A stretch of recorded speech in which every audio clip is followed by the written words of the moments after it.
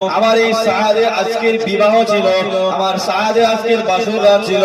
আমার সাহায্য বাসররাত ছেড়ে দিয়ে, আমার সাহায্য বাসররাত ত্যাগ করে দিয়ে, আমার মহাব্বতে, আমার খাতিরে, আমার ভালোবাসা, আমার সাহায্য বাসররাত ত্যাগ করে যুদ্ধের ময়দানে হাজির হয়ে গিয়েছে। আমি রাসূলুল্লাহ এই না কথা মনে করে, আমি রাসূলুল্লাহ দুঃখের সাথে আমার চোখের চোখ মোবারক দিয়ে, আমার চোখ দিয়ে পানির তুষা গড়িয়ে যায়। আল্লাহ নবী সাহাবীরা এই সময় হুজুরকে লক্ষ্য করে বলতে লাগলেন, হুজুর আপনি কেন আসমানের দিকে চেয়ে মুস্কি মুস্কি হাসছিলেন? আমরা একটু জানতে চাই।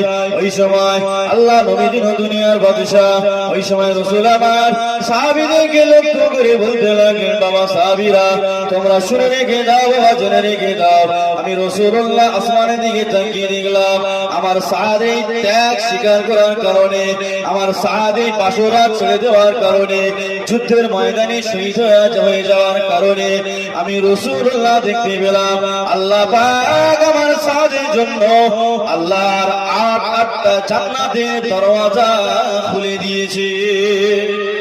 আর একটু জোরে হবে না সুবহানাল্লাহ।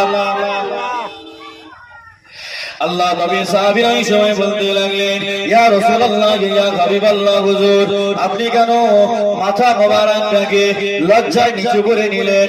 আপনার মাথা মোবারকটা কেন লজ্জায় হেট করে নিলেন? আমরা একটু জানতে চাই।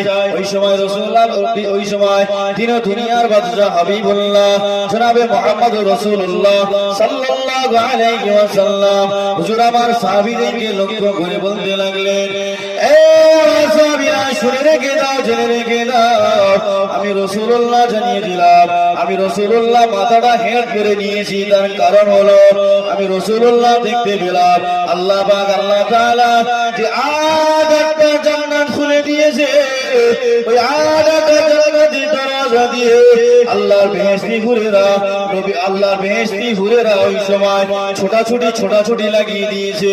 সকলের মধ্যে প্রতিযোগিতা আরম্ভ হয়ে গিয়েছে, কে সাহায্যে আগে কোলে নিতে পারে, কে সাহায্যে আগে কোলে নেবে, এই না প্রতিযোগিতা আরম্ভ করে দিয়েছে। আমি রাসূলুল্লাহ দেখতে পেলাম হুরেরা প্রতিযোগিতা করার সময়, ছোটাছুটি করার সময় আমি রাসূলুল্লাহ দেখতে পেলাম হুরেদের পর্দাটা একটু আলগা হয়ে গিয়েছে। আমি রাসূলুল্লাহ আর থাকতে না পেরে আমি রাসূলুল্লাহ লজ্জায় মাথাটা হেট করে নিয়েছি। জোরে বলুন, আর একটু জোরে বলুন সুবহানাল্লাহ।